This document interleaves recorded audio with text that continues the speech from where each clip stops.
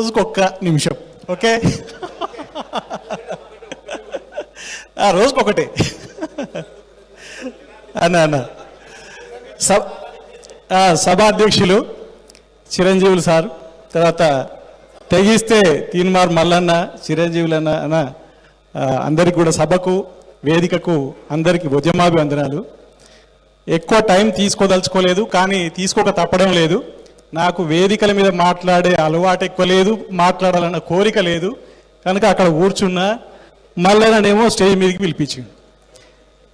జనరల్గా రాస్తుంటే పత్రికలలో. సరే, ఇక్కడ పంచాయతీ ఎన్నికలు సబ్జెక్టుగా చెప్పుకోవడం అయితే చాలా ఉంటుంది కాబట్టి పంచాయతీ ఎన్నికలు, బీసీల పాత్ర అనే దాని మీద ఇప్పటి వరకు రాని అంశాలని మాత్రమే నేను మాట్లాడదలుచుకున్నా. సోదరులారా, ఇక్కడ సర్పంచ్, జెడ్పీటీసీ స్థానికల ఎన్నికలలో పోటీ చేసే వాళ్ళు ఎంతమంది ఉన్నారు? ఒకసారి చేయి లేపండి.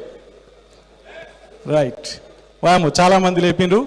మిగతా వాళ్ళందరూ కూడా గెలిపించేవాళ్ళు. కనుక నేను స్థానిక సంస్థల ఎన్నికల కోసం మాత్రమే ఆమరణ నిరాహార దీక్ష చేసిన. స్థానిక సంస్థల ఎన్నికల కోసం మాత్రమే. మనకు తెలియకుండానే ఎన్నికల కమిషన్ ఎన్నికల ప్రాసెస్ మొదలుపెట్టినప్పుడు తప్పనిసరి పరిస్థితుల్లో మాకు ఇక్కడ కుమార్ గాడ్గే ఉన్నాడు, ఆయన తర్వాత ఇంకో జక్కని సంజయ్, తీన్మార్ మల్లన్న మాకు అండగా ఉన్నాడు, చిరంజీవులు సార్ అండగా ఉన్నాడు. మేము ఆమరణ నిరాహార దీక్ష చేయడం జరిగింది. సరే, ఏదేమైనా తమ స్థాయిల్లో పోరాటాల వల్ల ఇవాళ మనందరి పోరాటం వల్ల ఈ ప్రభుత్వము కులగణన చేసింది. రేపు మాపో రిజల్ట్ వస్తుంది. 55% ఇవాళ మనకు ఉన్నది అనేది పరోక్షంగా తెలుస్తున్న పరిస్థితి. సార్ చెప్పిన ఇంతకుముందు ఈ నెల ఎండింగో లేదా ఫిబ్రవరిలోనో మార్చిలోనో సర్పంచ్ ఎన్నికలు జరుగుతాయి కాబట్టి ఇది అర్జెంటుగా తీసుకున్న నిర్ణయం. జస్ట్ వారం రోజులల్లా మళ్ళా నేను చేసిండు, నాకు అసలు ఫోన్లు ఎక్కువ మాట్లాడడం అలవాట్లేదు, తీసుకుపోయాడు. నా నంబర్ ఇవ్వగానే ఇక ఫోన్లు స్టార్ట్ అయ్యాయి నాకు. సో మిత్రులారా, ఇవాళ అసలు విషయానికి వస్తా. సర్పంచ్ ఎన్నికలు నేను సాయుధ పోరాటంలో ఉన్నోని. చిరంజీవి అంటాడు ఆ సినిమాలో, నాకు గంజి తెలుసు బెంజి తెలుసు అని. మాకు సాయుధ పోరాటం తెలుసు, ఎన్నికల పోరాటం తెలుసు, గాంధీ పోరాటం కూడా తెలుసు. ఎందుకంటే నేను సిరిసిల్లలో చదువుకున్నా. అక్కడ మాకు ఎన్వి కృష్ణయ్య, తర్వాత అనేక మంది స్థానిక సర్పంచులు వాళ్ళందరినీ గెలిపిస్తుంటే ఆ సందర్భంలో నేనున్నా అక్కడ.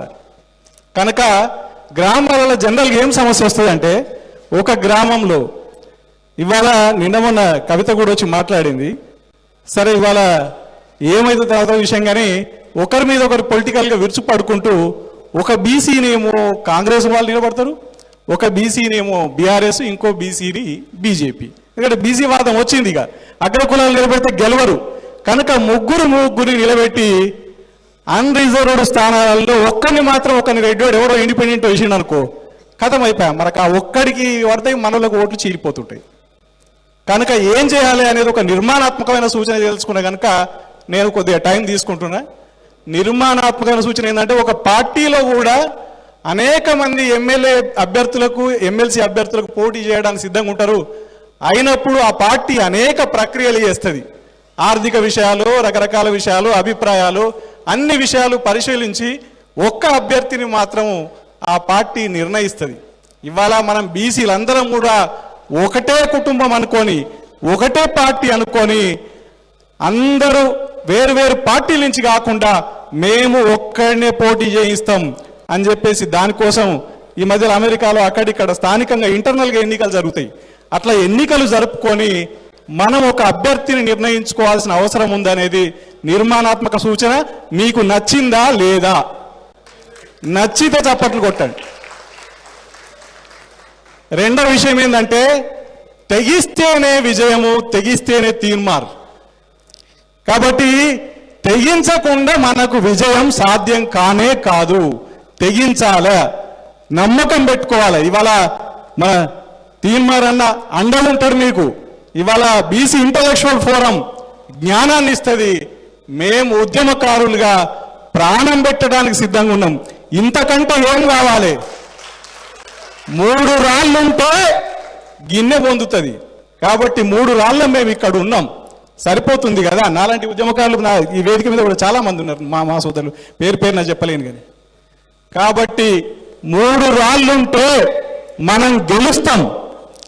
సరే, అదే సమయంలో మరి జ్ఞానం ఇచ్చే అండ ఉండే అన్న, నేను ప్రాణం పెట్టే అన్నగా ఇవాళ ఈ ఒకటి అనుకున్నాం, 42% ఇస్తుందా లేదా, చట్టబద్ధంగానా చట్ట విరుద్ధంగానా 19% ఎక్కువ ఇస్తుందా, ఎట్లా నన్ను అని ఎట్లా ఇచ్చినా ఇక్కడ ఎస్సీ ఎస్టీ మన మైనార్టీ సోదరులు తప్ప మిగతా అన్ని నియోజకవర్గాలలో బీసీలే ఒకసారి గెలవాలి. ఎందుకంటే ఇంతకాలం మనకు అవకాశం ఉండే వాళ్ళకి గెలిచిండు, ఒక్కసారి మనం గెలుద్దాం అని అన్ని సర్పంచ్ గ్రామాలన్నీ కూడా.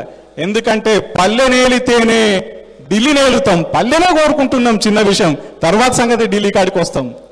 సోదరులారా, ఇవాళ నేనేమంటున్నా అంటే మీరు తెగించి పోరాడండి, తెగించి పోరాడిన వాళ్లకు అండ నిలవండి, ఒక్క అభ్యర్థిని మాత్రమే నిలబెట్టండి. ఒక్క అభ్యర్థి నిలబడి పోరాడితే ఎవరు గెలవలేరు. అదే సమయంలో మేము సర్పంచ్ ఎన్నికల కోసం, స్థానిక సంస్థల కోసం నిరాహార దీక్ష చేసినాం, గతంలో కూడా ప్రకటించినాం. 42% మాకు గనుక ఇవ్వకపోతే 42 మందిని మేము ఆమరణ దీక్ష చేస్తానన్నాము.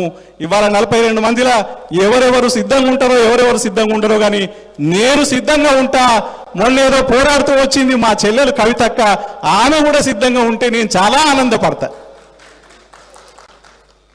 సో మిత్రులారా, దేశ స్వాతంత్ర ఉద్యమంలో ప్రభుత్వం, నెహ్రూ ప్రభుత్వం హిందూ ముస్లింల మధ్య గొడవలు జరుగుతుంటే వాళ్ళని ఐక్యపరచడానికి గాంధీ ఆమరణ నిరాహార దీక్ష చేసిండు.